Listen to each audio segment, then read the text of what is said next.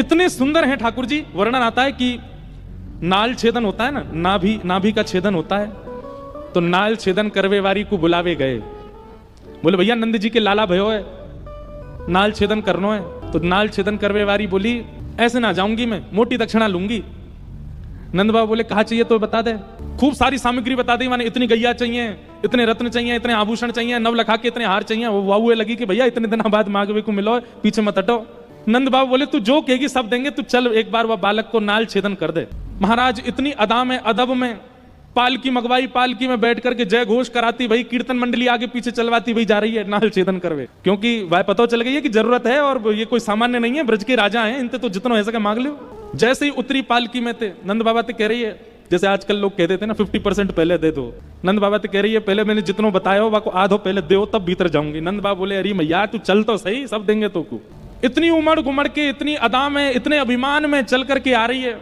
नंद भवन में जैसे ही प्रवेश किया, यशोदा मैया के गोद में नीलमणि लेटे हैं, अभी नाल छेदन भई नहीं है। जैसे ही भीतर पहुंची और जाकर के बोली लाओ कहाँ है बालक दिखाओ। मैया ने जैसे ही नेक वस्त्र हटा करके अपने, अब देखो बुरा नहीं मानिएगा, 1-2 दिन के जो बालक होते हैं ना, उनका रूप नहीं होता, उनका स्वरूप नहीं होता, सब एक से ही लगते हैं। कभी जाके देखो छोटे छोटे बच्चों का जो बाढ़ होता है, जहां 1-2 दिन के बच्चे होते हैं, सब एक से ही लगते हैं, कोई ज्यादा विशेष अंतर नहीं होता उनमें। तो इतने छोटे बालक में रूप नहीं आता, वो सामान्य सा ही लगता है। लेकिन जैसे ही यशोदा मैया ने वस्त्र हटाया लाल जी के मुख से और वो नाल छेदन करवेवारी को जैसे ही प्रदान किया, महाराज ठाकुर जी को रूप देखते ही पहले तो नेत्र सजल है गए, हाथ कांपन लगे।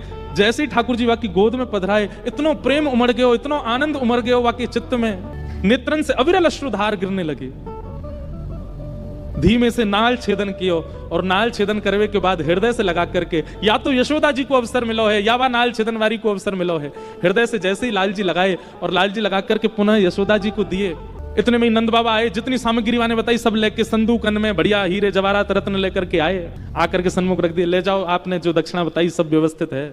चरणन में गिर गई नंद बाबा के, बोले कछु ना चाहिए, बस एक दक्षिणा दे दो। बोले कहा जब तक आपको लाला या ब्रज में निवास करे और जब तक मेरे प्राण हैं, तब तक नित्य सवेरे अपने लाला के दर्शन को अवसर मुझको दे दो, बस यही दक्षिणा चाहिए और कुछ नहीं चाहिए। रोज आऊंगी और रोज आकर के आपके लाला को देखूंगी, बस यही एक मुंह को दक्षिणा दे दो और कछु नहीं चाहिए। मतलब विषय का चिंतन करके आई थी, पर ठाकुर जी के संपर्क में आते ही विषय छूट गया, दर्शन प्रारंभ हो गए।